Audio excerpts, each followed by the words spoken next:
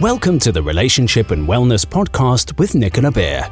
Nicola runs transformational breakthrough programs for individuals and couples and has several award-winning audio programs. She also runs a holistic life therapist certification program where you can get paid to guide clients to profound change and work from the comfort of your own home.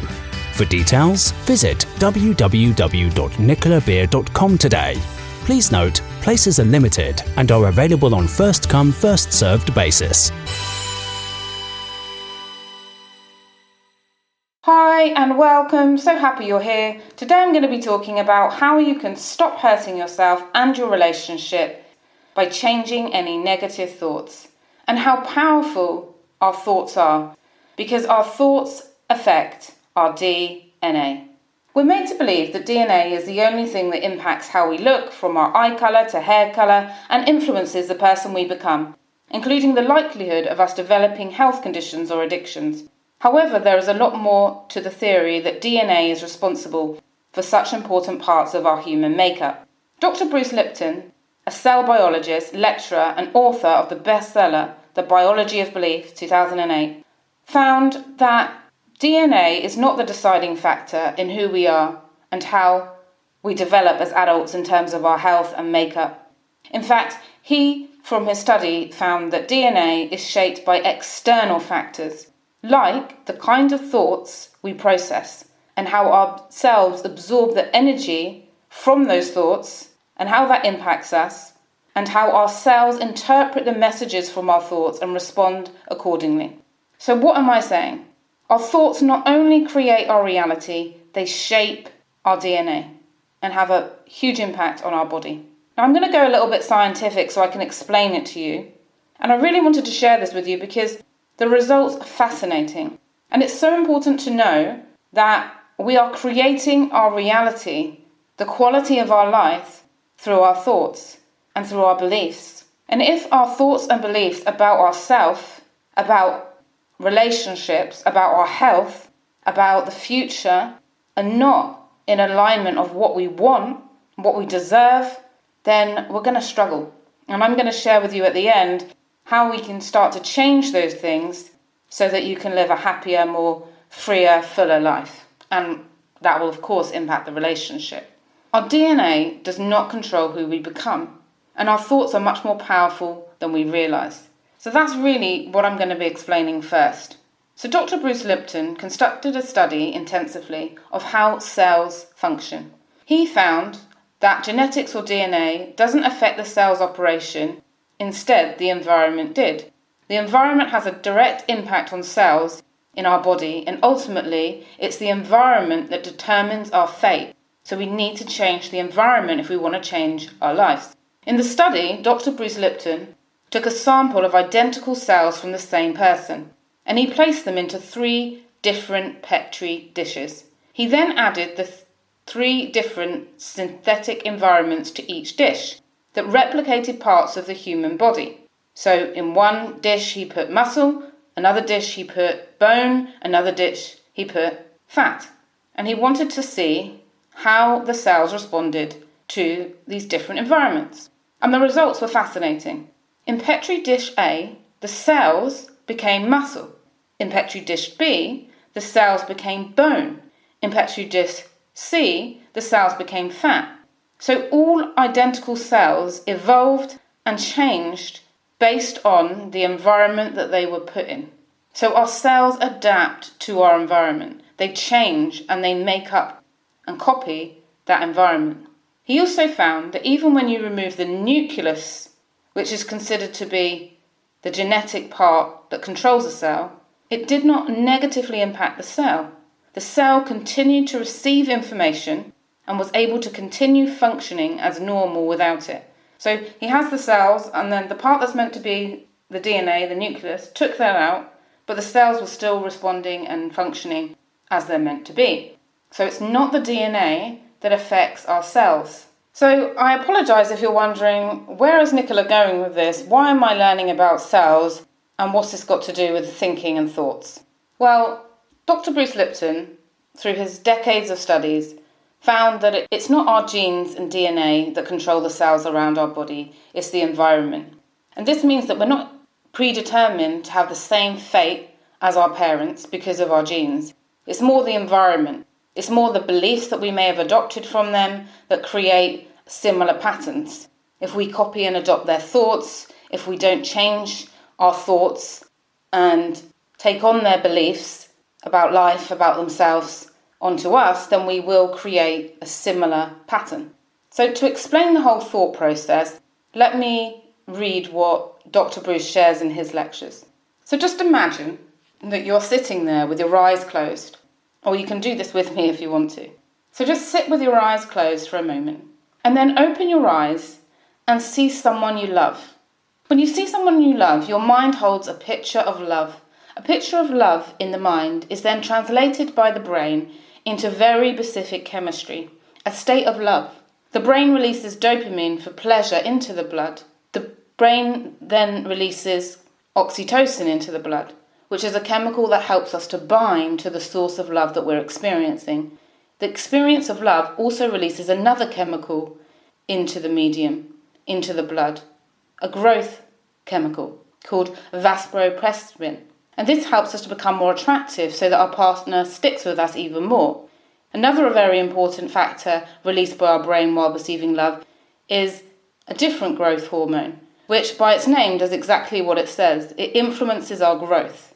That result is that the chemistry of the body's natural cultural medium, blood, is adjusted by the perception of the mind. The same person could open their eyes and instead of seeing love, see something that scares them. This will then have a completely different biological, chemical response in that person. So when we're in a state of fear, our brain releases chemicals that are directly linked with anxiety, stress and fear, which are known as stress hormones or inflammatory agents. This is what causes us to have physical reactions that we do when we're scared, stressed or anxious. For example, sweating, pounding heart, breathing heavier, entering the fight or flight mode, or freezing up. Additionally, Dr. Bruce found that this state of fear actually inhibits cellular growth because of the body's energy being used for the fight or flight mode. This also explains why people who suffer from chronic stress develop many sicknesses. It's a result of their environment affecting the cell growth and the function in their bodies.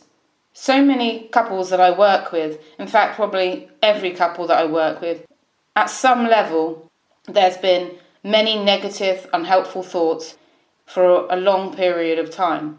If you feel annoyed, resentful, depressed, alone, taken for granted, you're creating a negative environment in your body with your thoughts. The good thing is that thoughts can be changed. We can change our DNA by changing our environment. Many of us picked up limiting beliefs about ourselves or about life from our childhood. This is not to blame our parents, merely to recognise that most of our beliefs don't even belong to us. If we believe relationships are hard, life is a struggle, then it will be. If we believe I'm unlovable, or there are so many things to worry about and we get worried and stressed, we're going to create physical symptoms. This is supported by the work of Dr. Joe Dispenza, which I'm sure many of you have heard of. He's the best-selling author in many books, runs retreats, and is a leader in the field of neuroscience and helping people to change their world by changing their thoughts. He explains that the strongest and the most powerful thoughts that we have, they create strong chemical changes, which supports the work of Dr. Bruce Lipton. This then affects our body. And what happens over time is that the thoughts can become so habitual. Let's say, for example, guilt, anger, regret, resentment, rejection. If you're used to feeling those feelings and you're creating those chemicals, shifts in your body by having those thoughts about your relationship, what will happen is you'll get so used to it that you won't even know what the thought is or what the emotion is because it's just so used to it being part of you. And sadly, this is what I see when I work with couples or when I work with individuals where they say, I can't feel love, I can't feel anything. I feel numb. I'm not excited about anything. I just don't feel.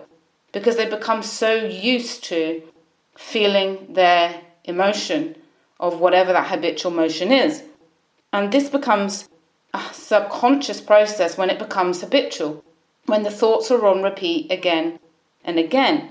It conditions the body.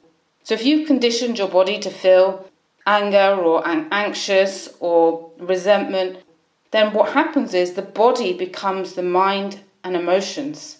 The good thing is that just like we can create a physical response, an emotional response by the certain thoughts we think, and this can impact us negatively, it can also impact us positively. If we can focus on feeling love, if we can focus on the future that we want for our relationship life, if we can focus on the connection, the passion, the positive things that we want to happen, because our brain doesn't know the difference between something real or something imagined, you can switch from being focused on your past and going over and playing over your past, which is creating all these negative thoughts and feelings and patterns, physical body responses like stress, stomach problems, aches, and pains.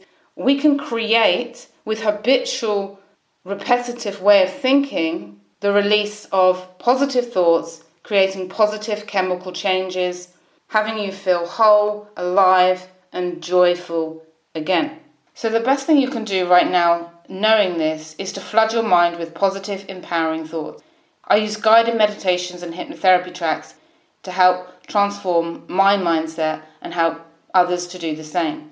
I have 2 free ones on my website, the self-love and self-confidence boosting one you can download, and forgiving and letting go in your relationship and having a happy relationship, which you can also go and download for free on my website. And if you really like those, or if you want to have more for exercise motivation, anxiety, social confidence, sexual confidence, feeling more positive, feeling happier, loving yourself, then you can check out my Manifest While You Rest.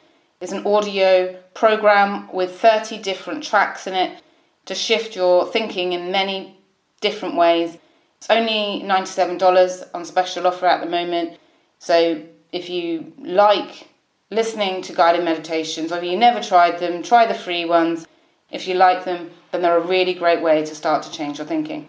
Hypnotherapy really helped Derek, who was seeking anger management. Derek really believed that his temper and stomach and back problems were a result of his genes, that his father was loud, angry and aggressive, and he got it from him.